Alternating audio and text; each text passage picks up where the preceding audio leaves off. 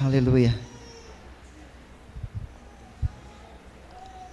Os levitas sejam breves, tomem uma aguinha e voltem, as crianças vão para o culto infantil. Aleluia.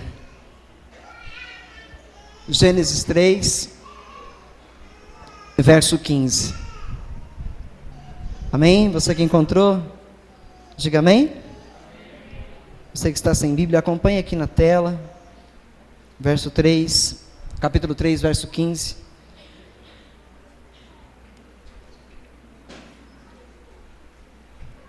Diz assim: porém, inimizade entre você e a mulher, entre a sua descendência e o descendente dela. Este lhe ferirá a cabeça, e você lhe ferirá o calcanhar. Amém? Essa palavra, esse versículo, é a primeira menção de salvação para a humanidade na terra. Essa é a primeira mensagem de Deus acerca da salvação que virá nos tempos do Novo Testamento, que já chegou, que está entre nós, que já está no mundo. Aqui, no capítulo 3, é um relato sobre a queda do homem, porque a Bíblia declara que o homem foi criado perfeito, a mulher foi criada perfeita, e eles viviam em perfeita harmonia com o seu Criador, num lugar chamado Jardim do Éden, ou, como outros dizem, o paraíso. E lá, eles viviam e desfrutavam de uma vida sem dor, sem doença, sem tristeza, sem morte. Era uma vida plena, era uma vida abundante, era uma vida abundante. Mas a Bíblia declara também nesse capítulo que o diabo, que todo mundo já ouviu falar, ainda que alguns não acreditem que ele exista, o diabo, ele em forma de uma serpente, seduziu a mulher por nome Eva. Ele convenceu essa mulher a comer do fruto de uma árvore que Deus tinha proibido que o homem comesse. A árvore chamada ciência do bem e do mal. Ou seja, o conhecimento do bem e do mal. Pois o homem só conhecia o bem. Ele vivia na inocência. E essa árvore possuía o conhecimento do bem e o conhecimento do mal. E Deus deu uma única ordem a Adão e a Eva: vocês podem comer de todas as árvores, de todos os frutos do jardim, mas desta árvore vocês não devem comer, porque no dia que vocês comerem dessa árvore, vocês vão morrer. E o diabo veio e convenceu a Eva, dizendo o contrário para ela. O Criador não quer que vocês comam desse fruto, por não querer que vocês sejam igual a Ele. É por isso que Ele não quer que vocês comam. Comam. Ele disse que vocês vão morrer? Não. Vocês não vão morrer. Vocês vão ser iguaizinhos a Ele. E a mulher caiu na sedução e comeu do fruto. E depois seduziu o seu marido. E ele também comeu do fruto. E imediatamente após comerem do fruto, a Bíblia relata que eles tiveram vergonha um do outro, porque eles olharam um para o outro e viram que estavam nus, porque a nudez não era vergonhosa, porque havia inocência, mas quando eles comem desse fruto, a inocência deixa de existir, e o mal penetra seus corações, o pecado começa a habitar o coração do homem, e eles imediatamente se esconderam com folhas, esconderam suas partes íntimas com folhas, e depois se esconderam de Deus, porque a Bíblia também relata que todas as tardes, o Senhor Todo-Poderoso vinha ao jardim, para conversar com o homem e com a mulher, ele vinha para bater aquele papo amigo, de pai para filho com eles, e nesse dia o Senhor Deus no mesmo horário vem no jardim, e procura Adão, e Adão está escondido, e Deus o chama, e ele diz: estou aqui, Senhor, por que não vieram até mim? Porque estamos nus, ficamos com medo do Senhor. E então Deus, como se não soubesse, pergunta para ele: o que vocês fizeram? Comeram do fruto que eu disse não comam? E eles admitiram terem comido do fruto, Mas o Adão jogou a culpa na esposa, a esposa jogou a culpa na serpente, e daí então o pecado entrou na humanidade, e a maldição vem sobre o planeta por causa dessa desobediência. E essa desobediência gerou o pecado no mundo, e o mundo em que nós vivemos hoje está debaixo desse pecado. Não falo dos pecados, o pecado é o original, é o cometido lá no Éden, ele está no mundo, e ele está trazendo destruição, e por causa desse pecado, os seres humanos cometem outros pecados, outras torpezas, como o sexo fora do casamento, a prostituição, a mentira, a ganância, a corrupção de todas as formas, as drogas, os vícios, tudo mal que nós vemos hoje nesse planeta, provém deste pecado lá no Éden, por desobediência do homem, por desobediência da mulher. Mas o nosso Deus, aqui no verso 15, ele faz uma promessa, que vai chegar o dia em que Jesus vai pisar a cabeça do mal, vai chegar o dia em que Jesus vai pisar a cabeça de Satanás, Satanás vai ferir-lhe o calcanhar, ou seja, a igreja tem sido perseguida, a igreja tem sido, depois da ascensão, depois da morte e ressurreição de Jesus, a igreja tem sido perseguida, o diabo tem tentado destruí-la, mas Jesus já pisou na sua cabeça, e já o venceu, a Bíblia diz em João, capítulo 3, no verso 16, que Deus amou o mundo de uma tal maneira, que entregou o seu Filho unigênito, para que todo aquele que vier nele crer, não pereça, mas tenha a vida eterna. Era esse o plano desde o princípio. Deus é presciente, Ele sabia que o homem ia pecar, Ele pôs aquela árvore lá. Alguém pode perguntar, por que então que Ele pôs aquela árvore? Por que então que Ele não deixou aquela árvore de fora do jardim, para que o homem nunca pecasse? Lembre-se, o nosso Deus é um Deus justo, e deu ao homem o livre-arbítrio, deu ao homem o seu livre poder de escolha, para ele fazer a escolha, Deus ou o pecado. Foi por isso que Deus colocou aquela árvore lá, porque Deus deu ao homem liberdade. Deus não criou ninguém aprisionado, e as religiões de hoje, o que elas fazem é aprisionar os seres humanos. Elas aprisionam os seres humanos com seus dogmas, com seus falsos ensinos. Eles oprimem a humanidade, eles oprimem os seus adeptos. Sacrifícios de tolos, todos eles fazem, quando um Salvador foi o sacrifício universal, para que todo aquele que nele crê, tenha a vida eterna.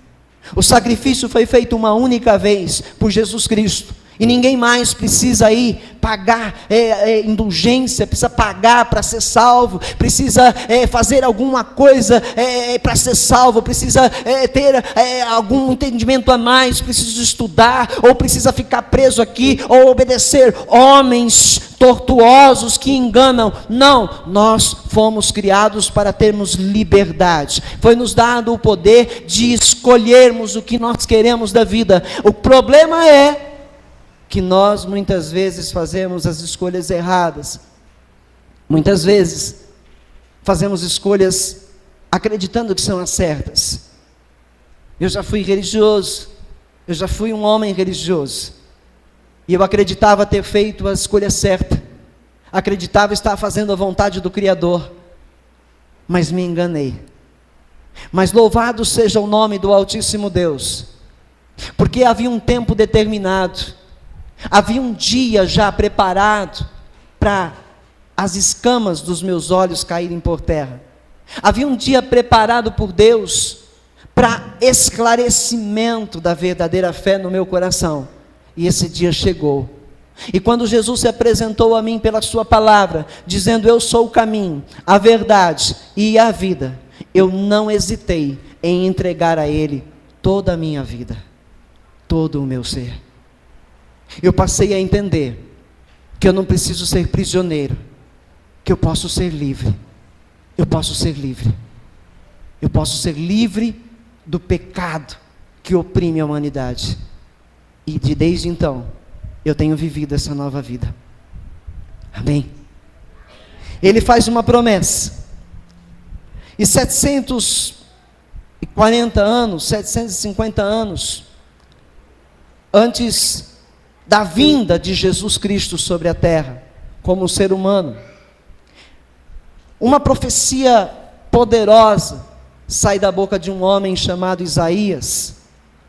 Muitas outras profecias aconteceram entre Gênesis 3 e Isaías 53. Pois desde lá do Gênesis, Jesus vem sendo profetizado no Velho Testamento, como promessa de justiça para a humanidade.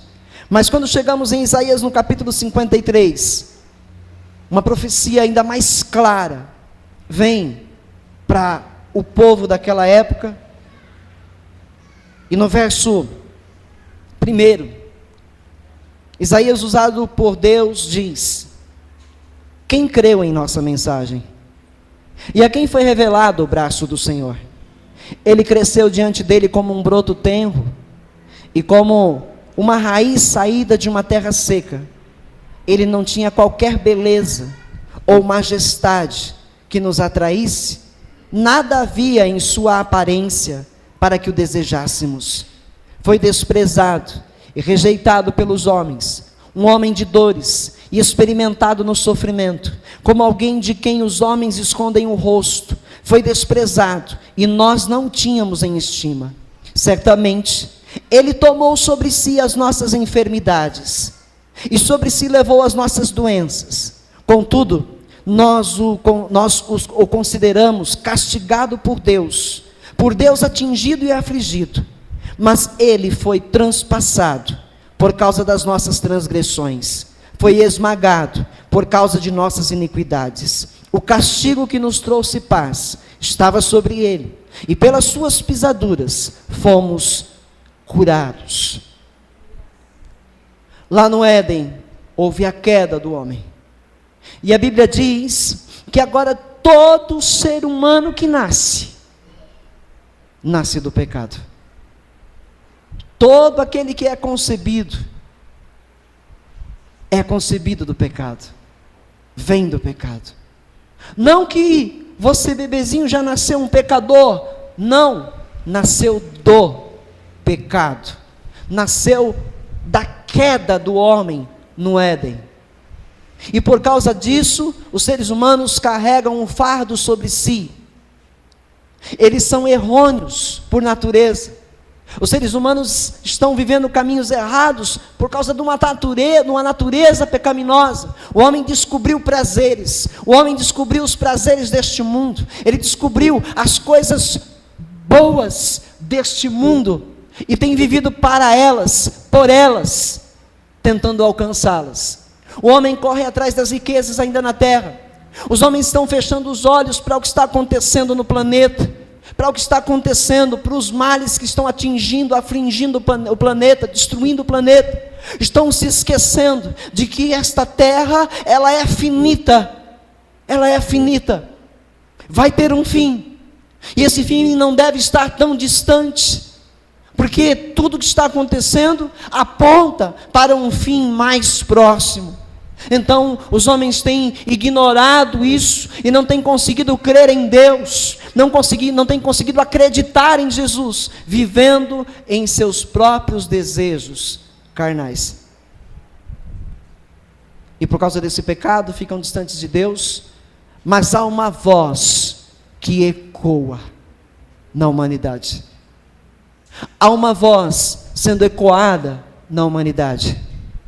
A voz do Evangelho de Cristo, a voz do Evangelho da salvação, pois este Evangelho tem sido pregado no mundo, pois este Jesus tem sido anunciado no mundo, e aonde essa voz penetra e o coração se abre, ele entra, cura, liberta e salva. Amém? Essa profecia foi feita uns 750 anos antes da vinda de Jesus. E lá no primeiro dos evangelhos, lá em Mateus, Marcos, lá em Lucas, lá em João, anunciam o nascimento desse Jesus, anunciam o cumprimento desta profecia, pois um rei nasceu entre as nações. E Isaías diz: e o seu nome será maravilhoso, conselheiro, Deus forte, Pai da eternidade, maravilhoso. Seu nome será Emanuel, Deus conosco. Eu disse que na sexta-feira foi dado um nome a ele. O nome de Deus foi dado a ele. E o nome é Jesus. E Jesus é Deus Salvador. Deus que salva é Jesus. É o nome de Deus ao qual nós podemos ser salvos. E todos aqueles que crerem neste nome, que acreditarem no cumprimento dessa profecia, que acreditarem na sua morte numa cruz, que acreditarem na sua crucificação, na sua morte e depois na sua ressurreição ao terceiro dia, todo aquele que acreditar nisso e orar a Ele e dizer: eu entrego o meu caminho a Ti, este tal será salvo. Ainda que tudo no mundo diga não, quando este crer e entregar a sua vida a Jesus, será salvo. Eu vou fazer uma pergunta com a sua participação. Eu não sou de fazer isso, mas vou fazer. Eu queria ver opiniões. Não tenha receio de levantar a mão quando eu pedir para você levantar. Só para mim ver se eu estou certo nas minhas estatísticas. Quantos creem que existe alguma vida depois da morte? Mesmo não sendo cristão. Quantos creem em vida após a morte? Quantos creem? Mesmo os que são daqui da igreja. Quantos creem? Você crê que quantos que creem que morreu, acabou? Seja sincero. Morreu, acabou. Amém? Muito bem. A Bíblia diz que existe vida após a morte. Existe vida após a morte. A sua alma não foi criada para morrer. Só o seu corpo. Só o seu corpo. A alma é eterna. Ela é eterna. E quando as pessoas morrem, elas têm dois caminhos. Ou eles prosseguem para a vida eterna, ou prosseguem para uma morte eterna. Morte eterna não é acabou. Morte eterna é símbolo de tormento, é símbolo de dor e de sofrimento, sem paz, sem alívio. Tem dois caminhos.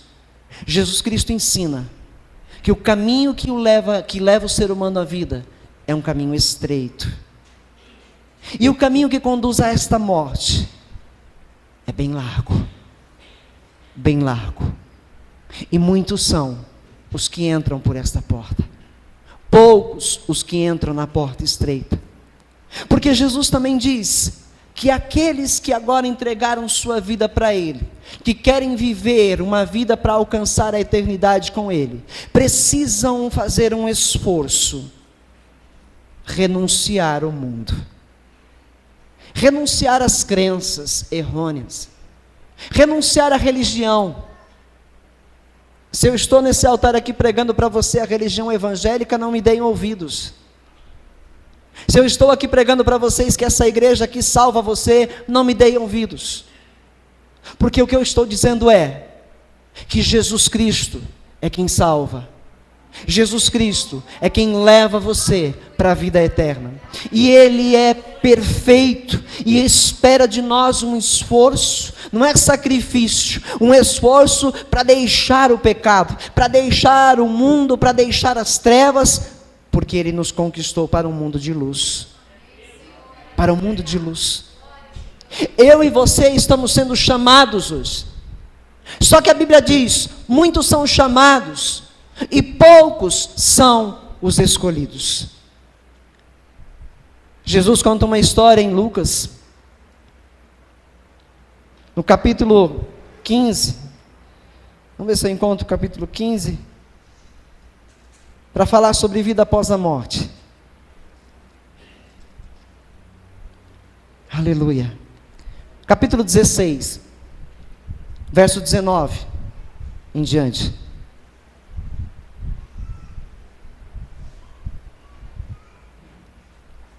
Quando Deus criou Adão, Ele criou esse homem eterno e ele não morreria jamais. E o diabo falou que se ele comesse do fruto, ele não morreria. Pois quando o homem come do fruto, a mulher come do fruto, a morte passou a todos os seres humanos. E todo mundo morre hoje.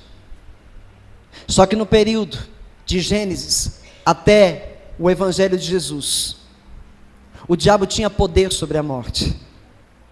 Ele tinha poder de aprisionar os seres humanos na morte. Mas quando Jesus vem ao mundo e morre na cruz, a Bíblia diz que ele desce no inferno.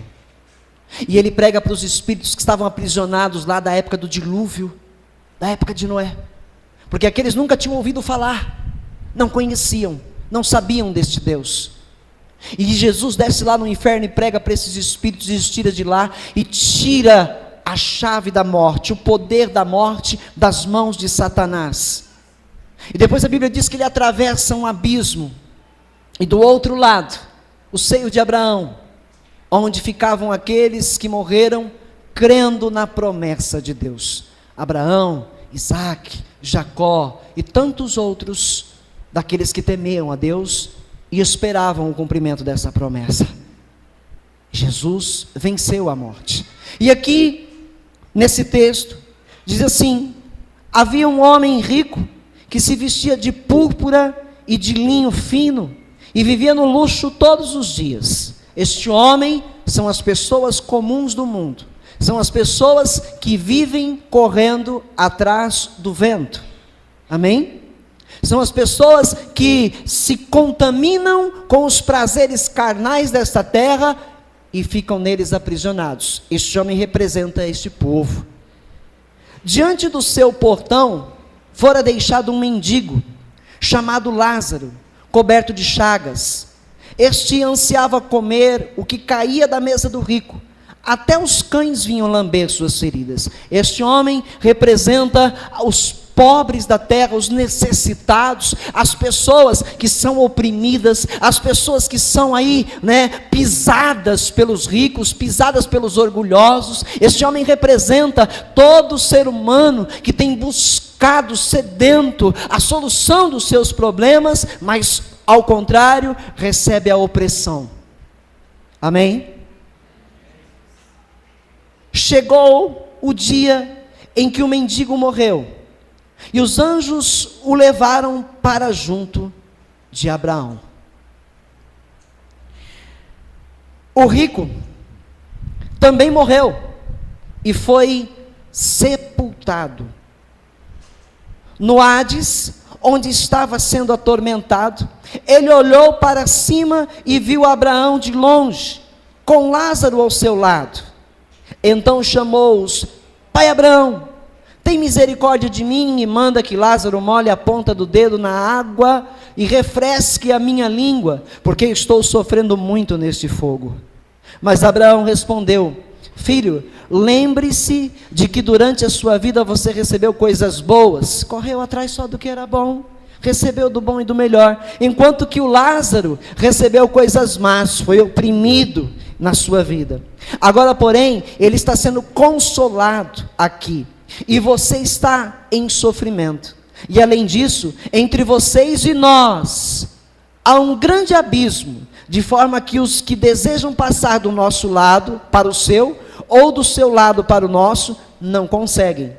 Ele respondeu: Então eu te suplico, pai, manda Lázaro ir à casa de meu pai, pois tenho 5 irmãos, deixa que eles os avise, a fim de que eles não venham também para este lugar de tormento. Olha, o rico está preocupado, ele está muito preocupado. Por quê? Porque ele recebeu uma condenação, ele não deu ouvidos à pregação. Quem creu na nossa mensagem, disse o Isaías? Quem creu? O Lázaro creu, e o rico não. Ele ouviu talvez. Este homem representa a humanidade que ainda não tem Deus. Ele ouviu talvez a voz, ele ouviu talvez o evangelho, mas ele recusou, ele não quis, ele não acreditou. Ele achou que assim, tudo estava A vida é curta, tem que curtir, tem que viver. Morreu, já era, não tem mais o que fazer. E muitos creem assim: morreu, vai para o céu. Morreu, todo mundo vai para o céu. Mas a Bíblia diz de dois lugares. A Bíblia nos está anunciando dois lugares diferentes: um lugar de paz e um lugar de tormento. E a Bíblia diz que o Lázaro recebeu um lugar de paz e estava vivo lá. O seu corpo padeceu, o seu corpo virou pó, a carne do seu corpo virou pó, porque a Bíblia diz que o homem vem do pó e ao pó vai tornar. O corpo é perecível, ele perece, mas a alma não morre, ela é eterna. E aqui a Bíblia diz que o Lázaro é levado a um lugar de paz, e o rico sepultado num lugar de tormento. E há uma conversa ali, eles conseguem conversar. O rico está distante, e mais acima ele vê Abraão e conversa com Abraão. Ele fala: deixa o Lázaro me refrescar com um pouquinho de água, toca minha língua aqui, porque onde eu estou é muito sofrimento. E o Abraão diz: eu não posso ir aí, Lázaro não pode ir aí, nós estamos selados aqui, vocês estão selados aí, há um abismo entre nós, de maneira que nenhum pode ultrapassar para o outro lado. A vida após a morte. A vida após a morte. Do contrário, eu estou perdendo tempo pregando esse evangelho para você. Do contrário, eu estou perdendo tempo. A vida após a morte. E é justamente isso que Jesus veio reparar na humanidade. Porque ninguém podia ser salvo, mas Jesus repara o erro humano. Ele vence a morte, vence o pecado e conquista para nós a vida eterna depois da morte. Amém. Muitas religiões o creem. Muitas religiões creem nessa vida após a morte, cada um de um jeito. Muitos acreditam em reencarnação, só que a Bíblia diz que ao homem foi ordenado morrer uma única vez, vindo depois disso um juízo. Não há reencarnação. A Bíblia não prega reencarnação. Na outra vida eu vou tentar ser melhor, reparar os erros dessa. Você tem tempo suficiente, eu tenho tempo suficiente para repararmos todos os nossos erros, entregando nossa vida a Jesus.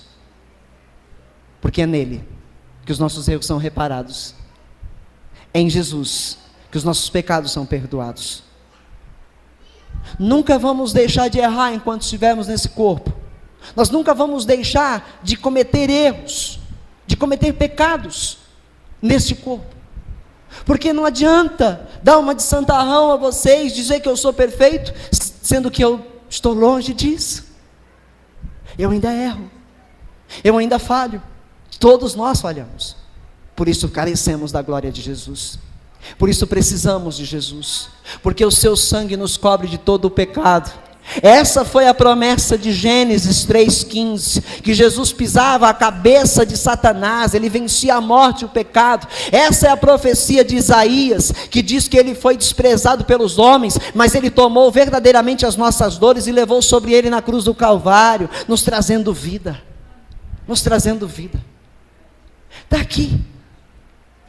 Essa história é contada pelo próprio Jesus, pelo próprio Jesus. Abraão respondeu: eles têm Moisés. O que foi que o rico pediu? Pede para o Lázaro ir lá na terra e avisar os meus irmãos.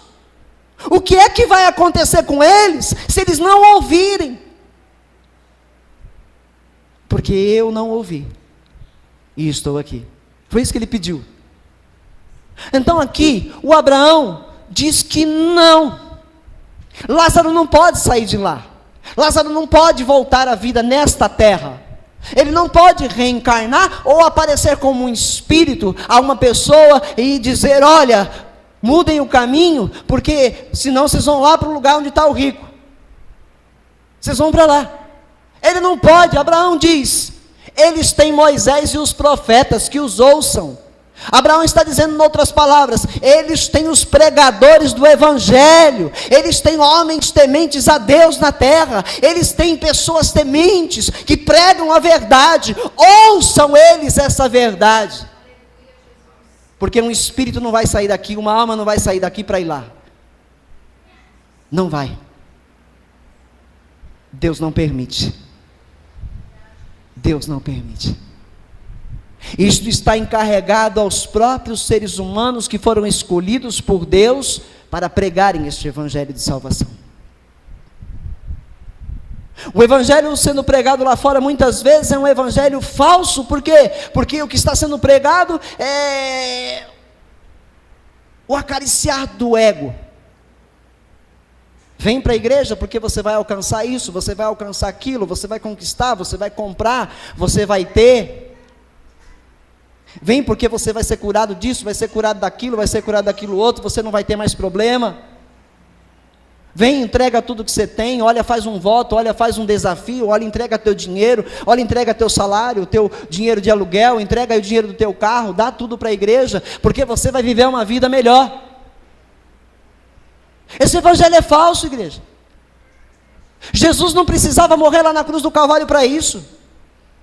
Jesus não precisava vir e nascer de uma mulher, ele não precisava nascer de uma mulher, ele se humilhou se tornando um ser humano, uma criatura da sua criação, ele se humilhou, não precisava vir para dar carro para ninguém, para dar casa para ninguém, para dar vida melhor nessa terra, para dar vida abundante nesta terra, ele não precisava vir, porque já na época do Velho Testamento, muitos homens de Deus tinham propriedades, tinham riquezas.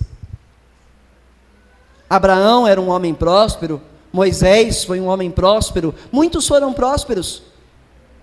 Jesus não precisava vir.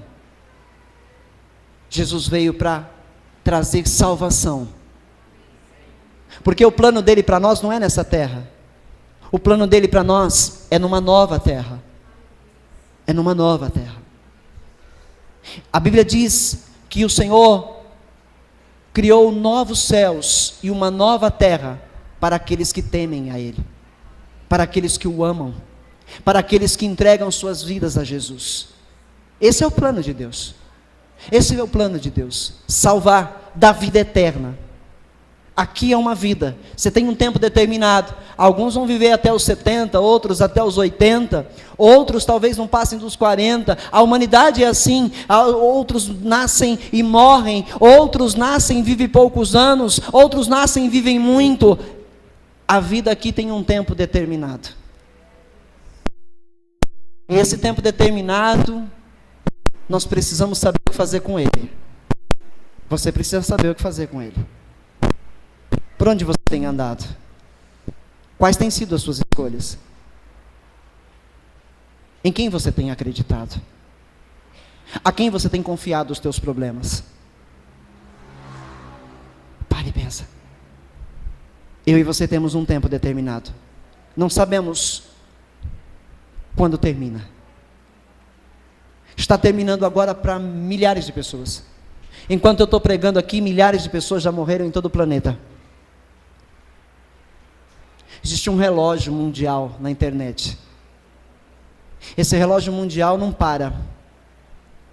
Nascimentos e mortes. Em todo tempo. Em todo tempo. Não para. Doenças contagiosas, mortíferas. Pessoas não param de serem contagiadas. O reloginho não para. Cada uma das coisas não para. Não para. Não para. É um tempo determinado para tudo. E para todos. Aqueles que ouvirem a voz do Senhor serão guardados, serão protegidos. Aqueles que ouvirem essa voz, derem ouvidos a ela, serão protegidos, serão guardados. Vamos morrer aqui, vamos perder a nossa vida aqui, o nosso corpo vai perecer, vai voltar ao pó, mas a nossa alma já está guardada em Cristo aos que creem, porque foi para isso que Ele morreu na cruz, para nos dar essa vida eterna, para nos dar essa vida eterna. Olha, ainda que alguém aqui não creia no inferno, o inferno existe. Ainda que alguém aqui não creia no diabo, o diabo também existe. Ainda que alguém aqui não creia em Deus, em Jesus Cristo, Deus existe. Ainda que alguém creia que não existe, depois da mensagem, que continue acreditando que não há vida após a morte, existe vida após a morte. Nós acreditando ou não acreditando, existe. E o que Deus está fazendo conosco aqui, é nos chamando para ter uma vida melhor, uma vida debaixo da sua proteção, uma vida debaixo do seu amor, uma vida guardada. Ele está nos chamando aqui, nos alertando, tome logo a sua decisão, faça logo a sua escolha.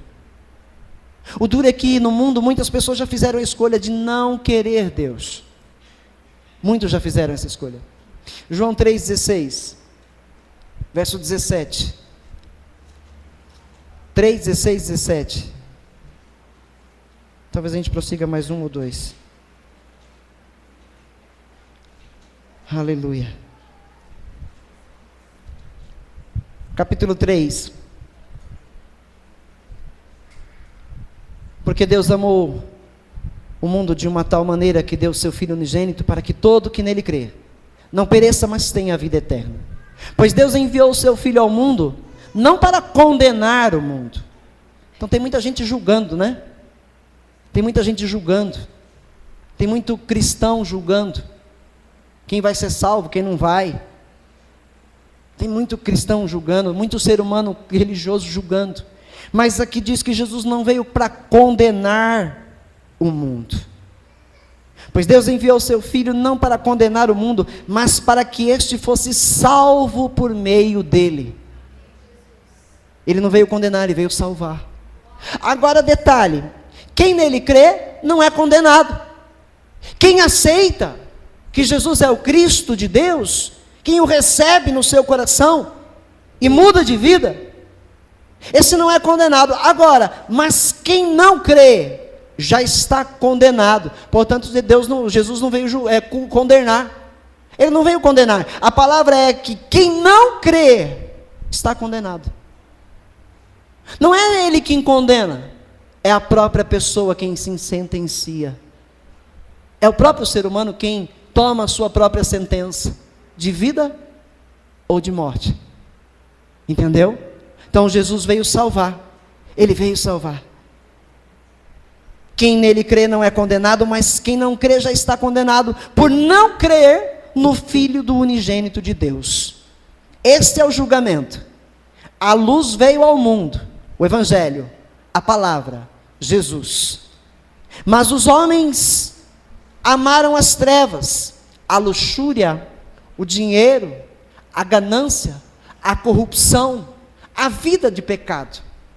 Os homens amaram mais as trevas e não a luz, porque as suas obras eram más. Esse negócio aí não, aí tem que parar isso, tem que deixar aquilo outro, não estou afim, eu não quero deixar, eu quero viver do meu jeito. Deus sabe que eu sou assim mesmo, e aí eu faço minhas rezas, eu faço minhas orações, eu faço aí minhas simpatias, eu faço aí, meus rituais, e eu sei que está tudo certo. Os homens amaram as trevas e não a luz, porque as suas obras eram más. Quem pratica o mal odeia a luz e não se aproxima da luz, temendo que as suas obras sejam manifestas. Mas quem pratica a verdade vem para a luz, para que se veja claramente que as suas obras são realizadas por intermédio de Deus. A Bíblia diz ainda em João 1,12: veio para o que era seu, mas os seus não o receberam. Mas todos aqueles que o receberam, deu-lhes o direito de serem feitos filhos de Deus. Amém? Amém. Quem creu nesse sofrimento? Quem creu? João 19. Ouça com atenção. Eu tenho alguns minutos, dá para eu ler. Ouça com atenção. Então Pilatos mandou açoitar Jesus. Os soldados teceram uma coroa de espinhos e a puseram na cabeça dele. Vestiram-no com uma capa de púrpura e, chegando-se a ele, diziam: salve, rei dos judeus, e batiam-lhe no rosto. Mais uma vez, Pilatos saiu e disse aos judeus: vejam, eu o estou trazendo a vocês para que saibam que não acho nele motivo algum de acusação. Quando Jesus veio para fora, usando a coroa de espinhos e a capa de púrpura, disse-lhes Pilatos: eis o homem. Ao vê-lo, os chefes dos sacerdotes e os guardas gritaram: crucifica-o, crucifica-o. Mas Pilatos respondeu: levem-no vocês e crucifiquem-no. Quanto a mim, não encontro base para acusá-lo. Os judeus insistiram: temos uma lei, e de acordo com essa lei ele deve morrer, porque ele se declarou filho de Deus. Ao ouvir isso, Pilatos ficou ainda mais amedrontado e voltou para dentro do palácio. Então perguntou a Jesus: de onde você vem? Mas Jesus não lhe deu resposta. Você nega a falar comigo? Disse Pilatos. Não sabe que eu tenho autoridade para libertá-lo e para crucificá-lo? Jesus respondeu: não terias nenhuma autoridade sobre mim, se esta não te fosse dada de cima. Por isso, aquele que me entregou a ti é culpado de um pecado maior. Pilatos tinha autoridade porque Deus tinha dado, é isso que Jesus disse. Nenhuma autoridade terrena vem senão de Deus. Amém? Daí em diante Pilatos procurou libertar Jesus, mas os judeus gritavam: se deixares este homem livre, não és amigo de César. Quem se diz rei, opõe-se a César, porque Jesus é o rei. E eles não aceitavam. Ao ouvir isso, Pilatos trouxe Jesus para fora e sentou-se na cadeira de juiz, num lugar conhecido como pavimento de pedra, que em aramaico é Gábata. Era o dia da preparação da semana da Páscoa. Não era do coelhinho nem do chocolate, era a Páscoa, que representa sofrimento e dor. Por volta do meio-dia: e eis o rei de vocês, disse Pilato aos judeus. Mas eles gritaram: mata, mata, crucifica-o. Devo crucificar o rei de vocês? Perguntou Pilatos. Não temos rei senão César, responderam os chefes dos sacerdotes. Finalmente Pilatos o entregou a eles para ser crucificado. Percebe? Amaram as trevas. Ele não é nosso rei. Esse homem não é Deus. Amaram as trevas. Por quê? Porque aqueles religiosos da época, eles pregavam o que não viviam. Eram gananciosos, corruptos, e não conseguiram enxergar a luz, ignoraram essa luz. Mas Jesus veio e cumpriu a promessa. Então os soldados encarregaram-se de Jesus, levando a sua própria cruz. Ele saiu para o lugar chamado Caveira, que em aramaico é chamado Gólgota. Ali o crucificaram, e com ele 2 outros, um de cada lado de Jesus. Pilato mandou preparar uma placa e pregá-la na cruz, com a seguinte inscrição: Jesus Nazareno, rei dos judeus. Muitos dos judeus leram a placa, pois o lugar em que Jesus foi crucificado ficava próximo da cidade. E a placa estava escrita em aramaico, latim e grego. Os chefes dos sacerdotes dos judeus protestaram junto a Pilatos: não escrevas o rei dos judeus, mas sim que este homem se dizia o rei dos judeus. Pilatos então responde: o que escrevi está escrito. Então, crucificado Jesus, os soldados tomaram as roupas dele e a dividiram em 4 partes, uma para cada um deles, restando uma túnica.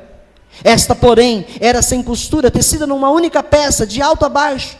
Não a rasguemos, disseram uns aos outros. Vamos decidir aqui no jogo de dado, para quem ficar com ela, para você entender melhor. Isso aconteceu para que se cumprisse a escritura lá em Salmos: dividiram as minhas roupas entre si e tiraram as sortes pelas minhas vestes. Foi o que os soldados fizeram. Perto da cruz de Jesus estava sua mãe, a irmã dela, Maria, mulher de Clopas, e Maria Madalena. Quando Jesus viu a mãe ali, e perto dela o discípulo a quem amava, João, disse à sua mãe: aí está o seu filho.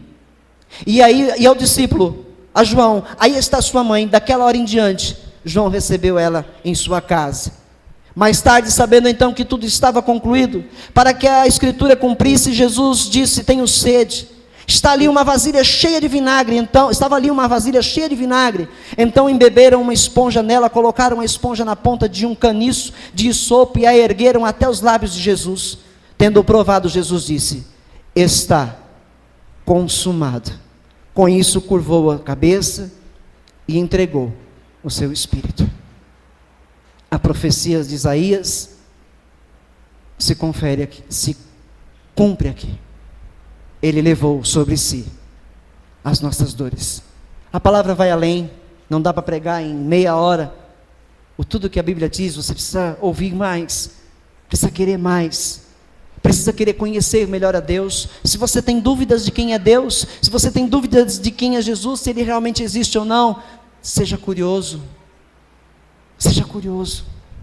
queira ouvir mais, porque Jesus está se apresentando para nós através do Evangelho. Ele está se apresentando a nós como Deus, como o nosso Salvador. Queira ouvir mais, não vá atrás de conversa fiada, ouça o que diz a palavra de Deus ao teu coração. A Bíblia diz que Jesus diz aqui ainda, enquanto está lá crucificado, Ele olha para os seus. No Evangelho de Lucas ele diz: Pai, perdoa-os, porque eles não sabem o que fazem. Depois da morte de Jesus aqui, os sacerdotes estão com pressa que eles morram. Era uma sexta-feira, vinha o sábado, era a preparação da Páscoa, e não podia ter nenhum mal na terra acontecendo naquele momento, ninguém podia estar sendo morto, porque era a Páscoa. Então eles pedem a Pilatos para matar logo quem está na cruz, inclusive Jesus.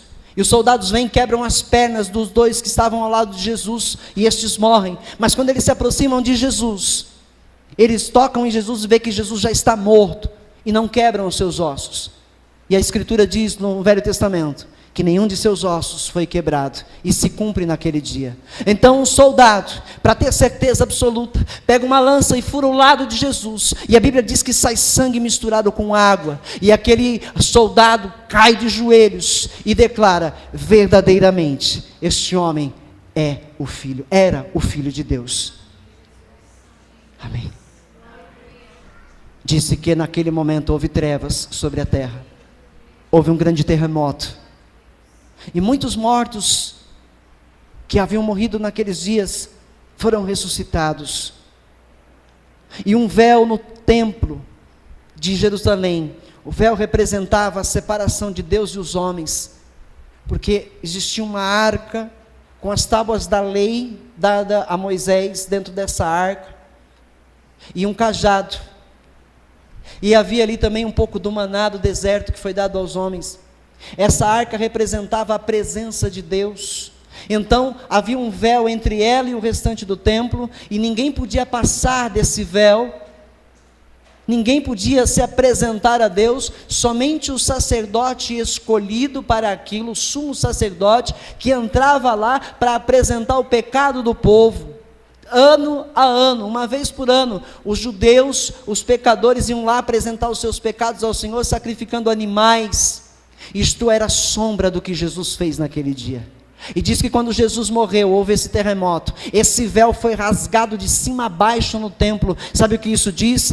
Acabou, não existe mais separação minha de vocês, eu agora estou livre, há um livre acesso a mim, o Senhor está dizendo. Você pode vir até mim, eu paguei um preço para você voltar, para você vir até mim. Você tem livre acesso agora, no nome de Jesus o Cristo. Você agora pode ir até Deus nas suas orações, no nome de Jesus o Cristo. Agora você pode ser ouvido por Deus. Deus agora te ouve, Deus agora atende o seu clamor, Deus agora coopera com você na terra, Ele trabalha a seu favor na terra, se você nele confiar, se você a Jesus entregar o seu coração.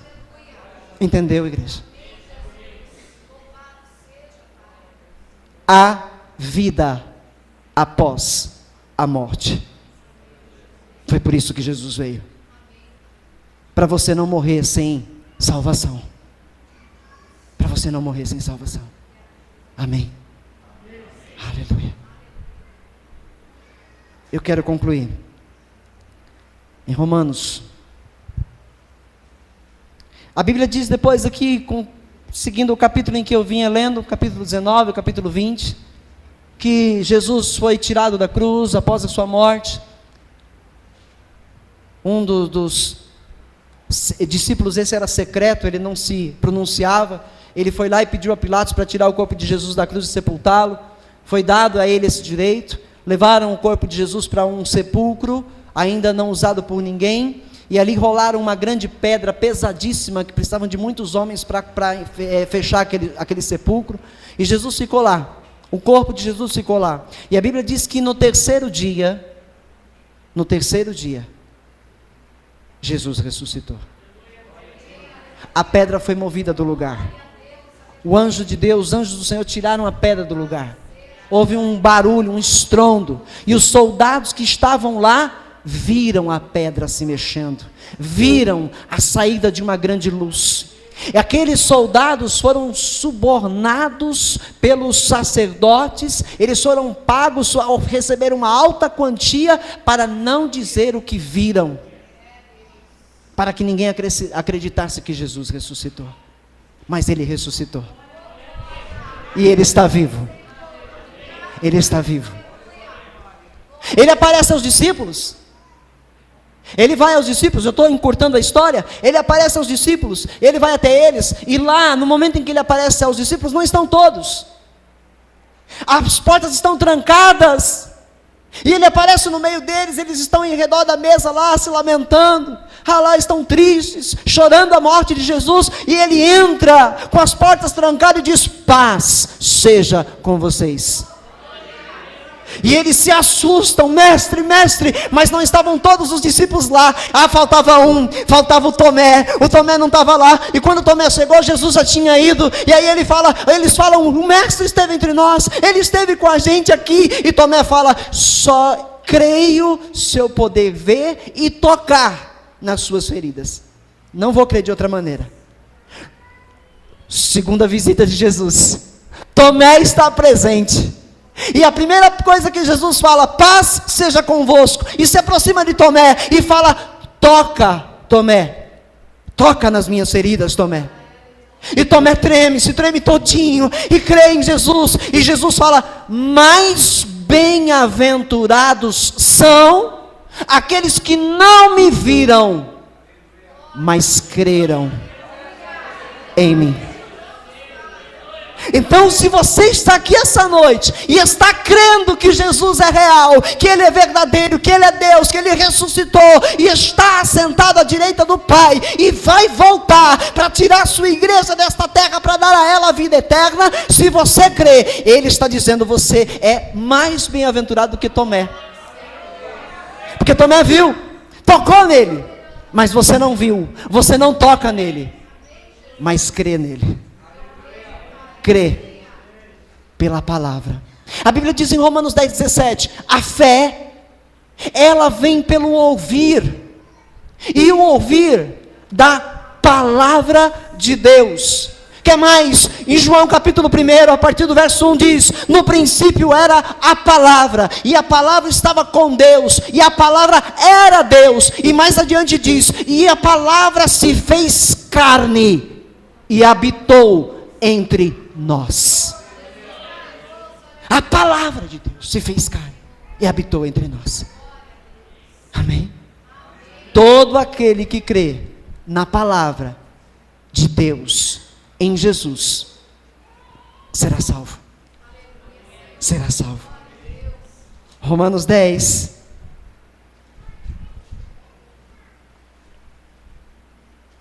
Faço das palavras deste apóstolo as minhas palavras nesse momento. Para você que me ouve. Mas o que diz? O que ela diz? A palavra. A palavra está perto de você. Está entre nós. Está sendo ouvida. Está em sua boca e em seu coração. Isto é, a palavra da fé que estamos proclamando. A palavra da fé que eu estou pregando a você, não é palavra minha, não é palavra humana, não tem engano aqui, não tem falsidade aqui, não tem aqui lorota sendo ensinada, Não tem aqui sonhos falsos sendo aí, né, alimentados pelos líderes falsos dessa terra. Não, é a palavra.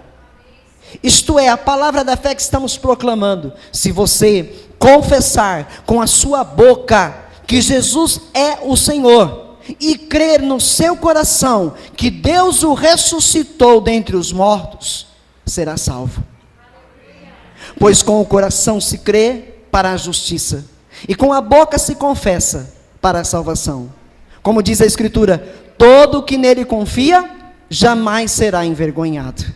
Não há diferença entre judeus e gentios, ou seja, entre raças, pois o mesmo Senhor é Senhor de todos, e abençoa ricamente todos os que o invocam, porque todo aquele que invocar o nome do Senhor será salvo. Agora, como, pois, invocarão aquele em que não creram? Se você não crê, não adianta falar com ele. E como crerão naquele em que não ouviram falar? Mas você ouviu. Nós estamos ouvindo. E como ouvirão se não houver quem pregue? Eu estou pregando. E como pregarão se não forem enviados? Esse é um trabalho árduo. Precisamos de mais líderes sérios, tementes a Deus, para alcançar as nações. Precisamos de missionários, homens e mulheres tementes a Deus, que sejam enviados aos lugares mais difíceis, de mais difícil acesso desse planeta, para pregar à humanidade, para eles serem salvos. Amém. Como está escrito, como são belos os pés dos que anunciam as boas novas. As boas novas são as palavras que você ouviu essa noite. Jesus Cristo é o Salvador da humanidade. Cristo não é seu sobrenome, eu falei isso aqui para os demais já. Cristo não é o sobrenome. Muitos entendem Jesus Cristo, é o sobrenome dele. Jesus é Deus, o Deus que salva, o Deus Salvador. E Cristo é ungido, significa ungido de Deus. Amém. Esse é o nome pelo qual foi dado para que sejamos salvos. Este é o nome que está acima de todos os nomes. Na eternidade, quando estivermos todos lá, vamos saber o novo nome de Jesus. Esse é o nome que foi dado a ele para sermos salvos. Mas ele tem um nome na eternidade. E lá nós vamos saber, porque vamos estar junto a ele. Porque ele disse em João 14, eu vou para o meu Pai. Eu vou preparar moradas para vocês. Mas eu vou voltar. E quando eu voltar, vou levar vocês para onde eu estiver. Para que onde eu estiver, vocês estejam também. Aí ele diz no verso 6 do capítulo 14, eu sou o caminho e a verdade e a vida, e ninguém vai ao Pai se não for por mim. A palavra. Amém, igreja? Amém. Essa é a palavra de Deus, pregada ao seu coração e ao meu, porque o meu coração ele é renovado quando Deus fala comigo também. Amém. Abaixa a tua cabeça. Eu quero fazer